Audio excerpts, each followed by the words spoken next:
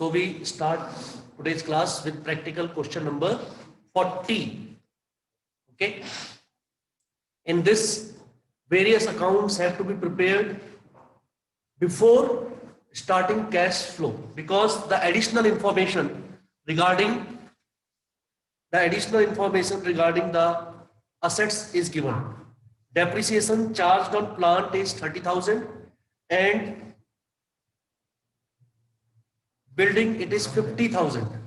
So we have to make plant account and building account. Very simple. On the debit side, you will write the previous year balance, credit side, current year balance, and depreciation on the credit side. Balancing figure will come purchase. तो कितनी आ गई? Purchase of plant 60,000. Very good. Purchase of building. Then one more account you have to prepare. Provision for tax account. Provision for tax. Provision for tax for the previous year and current year is given in the question balance sheet, and in additional information, income tax paid during the year is also given. तो हमें इसमें निकालना होगा what is the provision for tax made during the year. Paid दिया इसमें, हमें निकालना है provision for tax made. निकालिए, ये तीन चीजें पहले आप निकाल दीजिए, फिर क्वेश्चन स्टार्ट होगा आपका नेट प्रॉफिट बिफोर टैक्स निकालने से. Cash flow statement.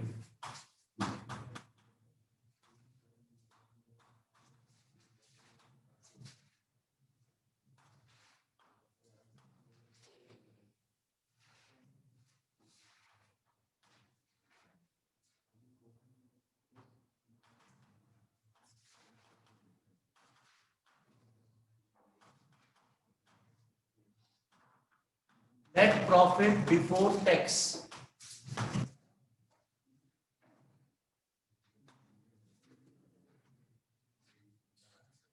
Net profit before tax.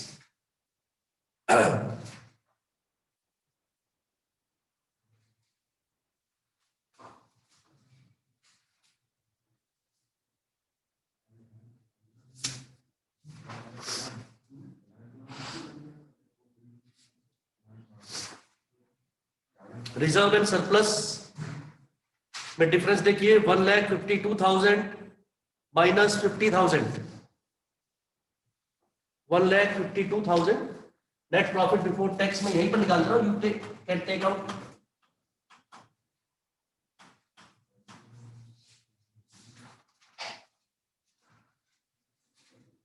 Net profit before tax, previous year balance, reserve and surplus में चेक करेंगे.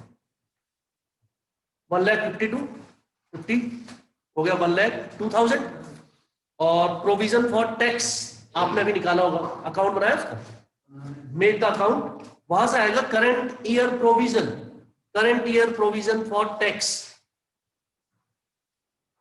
टैक्स अकाउंट आता है ना. Tax paid,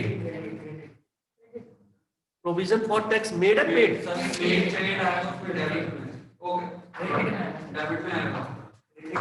income tax paid है ना, ये उधर लिखो डेबिट में to bank, debit side to bank, debit side लिखो टू बैंक. तो आपका प्रोविजन आएगा कितना आया, चेक करो. 25 प्लस 35 60, 60 माइनस 27 33. कोई बात नहीं. 33 provision for tax made during the year. Provision for tax made during the year 33,000. तो उसका previous year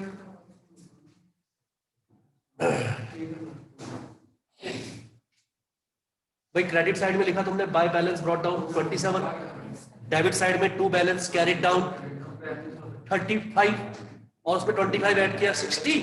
very good. 33,000. This is the current year provision. Provision for tax made during the year, ये भी minus हो जाएगा। ये working note में दिखाना, ठीक है। I am doing it here directly for your sake, इधर जगह नहीं है। तो अब आपका आएगा नेट प्रॉफिट बिफोर टैक्स, कितना आया? 1,35,000, 1,35,000 ट्रांसफर टू रिजर्व होता, वो उसमें ऐड होता। इंटरिम डिविडेंड पेड ऐड होता नहीं है। प्रोविजन फॉर टैक्स है करंट ईयर का, ऐड होगा। और जो नीचे एडिशनल इंफॉर्मेशन में हमें एडिशनल इंफॉर्मेशन में जो टैक्स पेड दिया है वो ऑपरेटिंग में सबसे लास्ट में जाके माइनस होगा। तो वो जो प्रोविजन अंदर दिए थे वो कहीं नहीं आएंगे, राइट। जो हमने कैलकुलेट किया है ये आएगा। बहुत इंपॉर्टेंट पॉइंट है। You are lucky you are here and you know this is very very important. अब आ जाइए आप आपका आगे का क्वेश्चन करने। This is adjustments.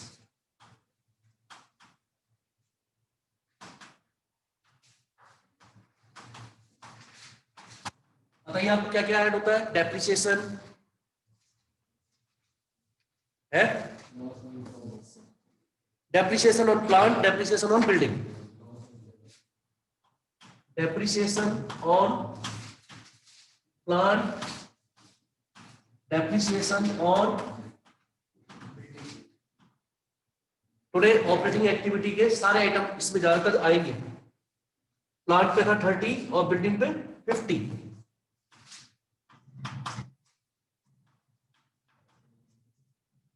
30,000 एंड 50,000। और क्या है?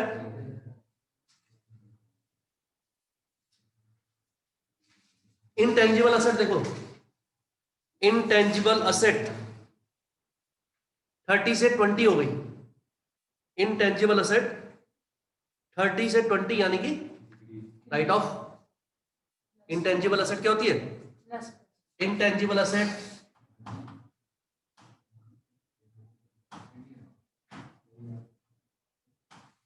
रिटर्न ऑफ, है ना। Goodwill, patent, trademark, any intangible asset amortise और रिटर्न ऑफ, वो आपकी ऐड होगी 10,000। एनीथिंग एल्स इसमें वो नहीं है। यहां आ जाएगा आपका operating profit,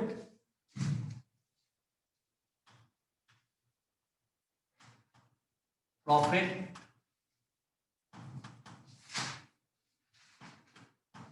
before working capital changes 2,25,000। Now come to DIID। D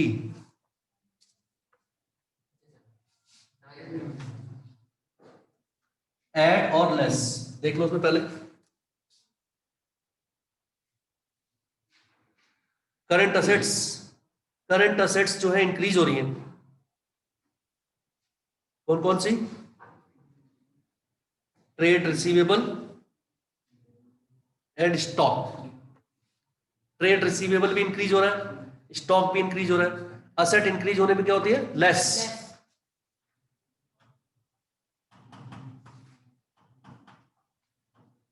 increase in trade receivable, increase in stock. 80,000 और 50,000।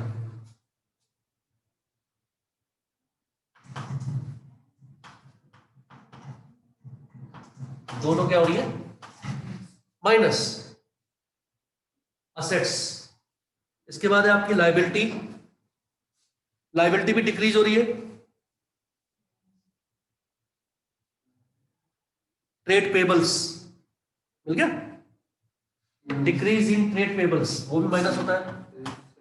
डिक्रीज इन ट्रेड पेबल्स, ये भी माइनस होता है। 18,000। ठीक हो गया। टैक्स भी यही माइनस कर दो। Income tax less income tax paid कितना था? नहीं, 25,000 जो नीचे एडिशनल इंफॉर्मेशन में दिया है वो इस साल का प्रोविजन था जो नेट प्रॉफिट में आपने ऐड किया। 62 ये आपका जो है इन सबको माइनस करेंगे तो आपका आएगा कितना? 62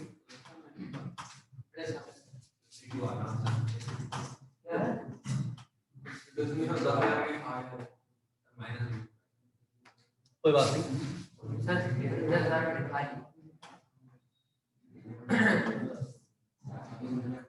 यस सर, ये सर 52 हो गया sir.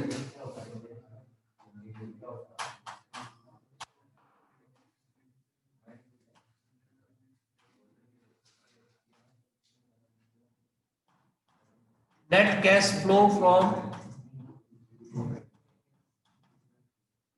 operating activity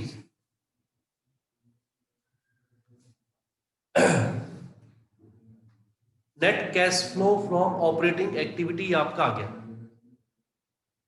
and investing हम पहले ही कर चुके हैं लगभग। बी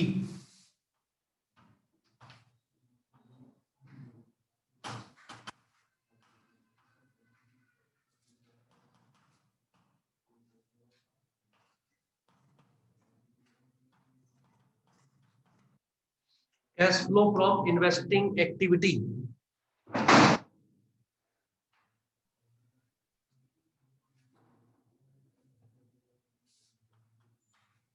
purchase of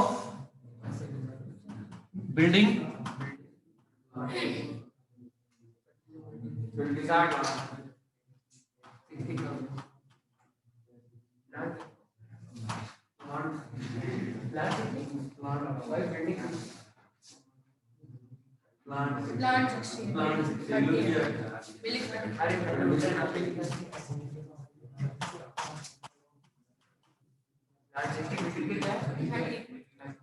तुम क्या बस बातें कर रहे हो? हमारी अलग चल रही class?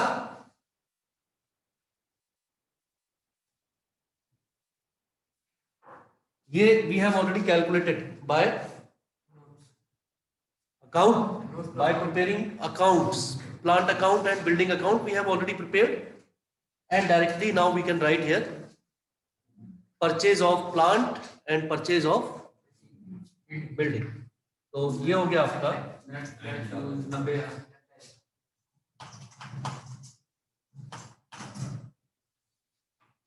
Net. Sir investing activity ज्यादा माइनस नहीं आती। जरूरी नहीं, अभी अगर सेल की होती 1 लाख की तो प्लस में नहीं आ जाती। Net cash used in investing, ये देखिए cash used in minus investing activity. Now number C, financing. Shares और डिवेंचर्स की क्या पोजीशन है चेक कीजिए। कैश फ्लो फ्रॉम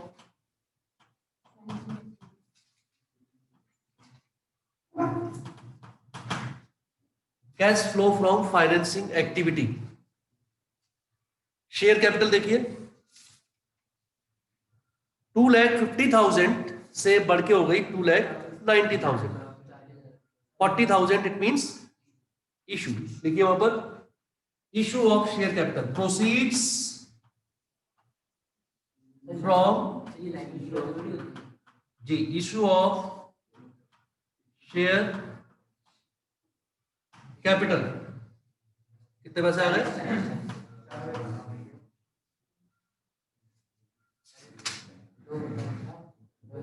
250 से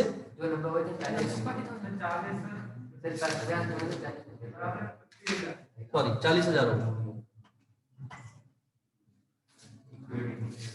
issue of equity share capital notes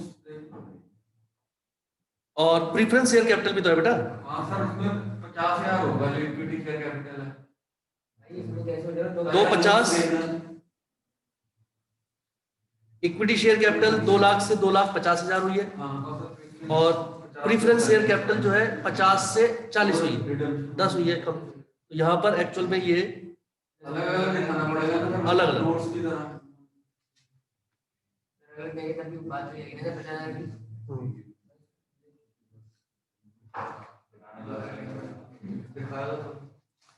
2 lakh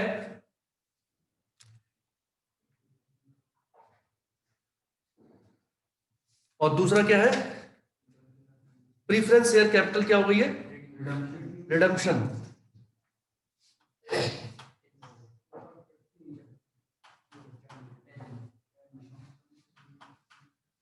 plus का हाँ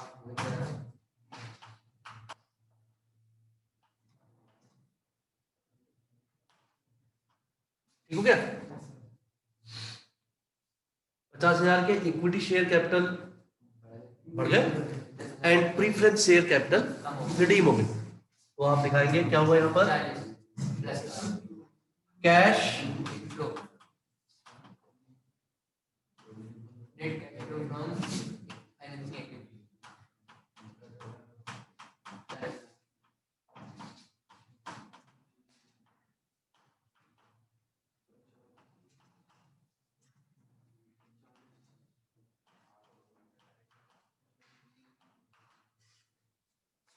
ये आपका जो है 12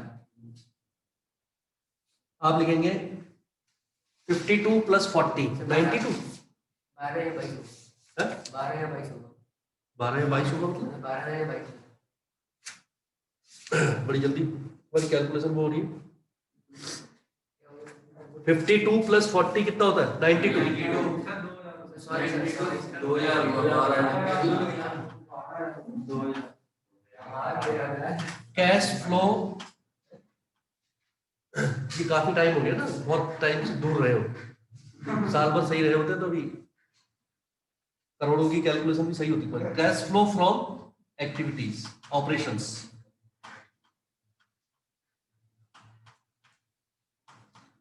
A plus B plus C operating plus investing plus financing 2. Now is the time to check the answer. Cash and cash equivalents at the beginning.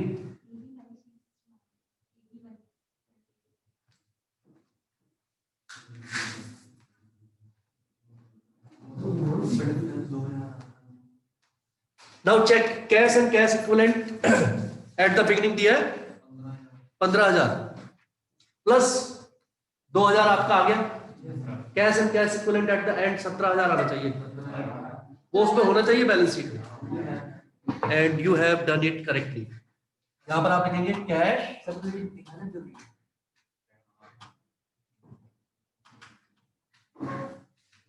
At beginning 15,000 given in the question itself, balance sheet में दिया हुआ है, हम अपनी तरफ से नहीं लिख रहे हैं। 15,000 कैश और cash equivalent at the beginning हमारे पास था। 2,000 अभी हमने निकाल लिया है फ्रॉम द ऑपरेशंस, तो एंड में कितना होना चाहिए? It should match.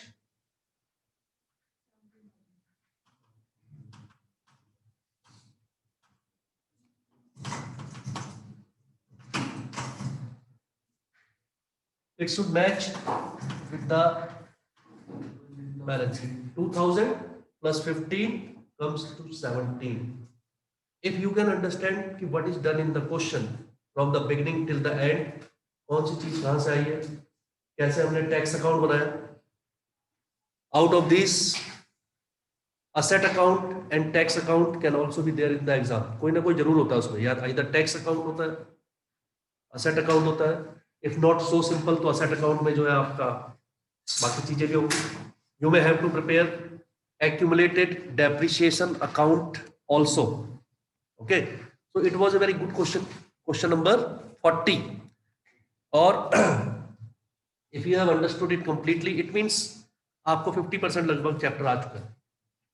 अब एक क्वेश्चन आपको दे रहे हैं, you will do it by yourself within the time, ठीक है, within the time you have to do. Similar type of question देंगे, ना बहुत ज्यादा इससे हाई ना बहुत कम। प्रैक्टिकल क्वेश्चन ये हमने किया अभी 40 ना,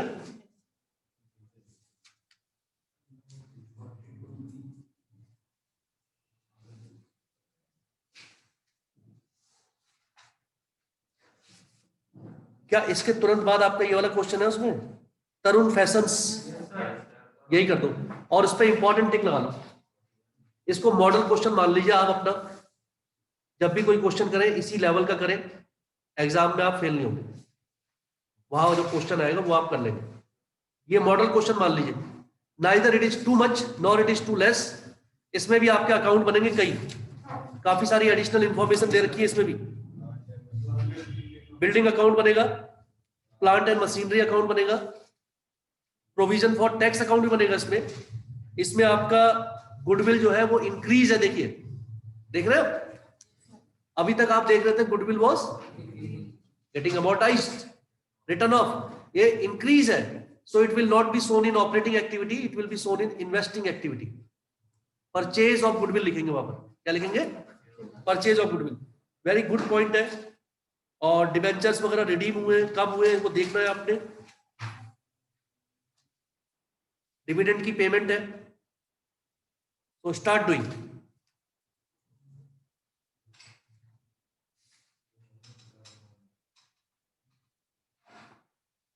सबसे पहले तो बना लीजिए building account, plant account and provision for tax account. The immediate question after this 41 in the old book, in the new book it is 39th question, practical question 39।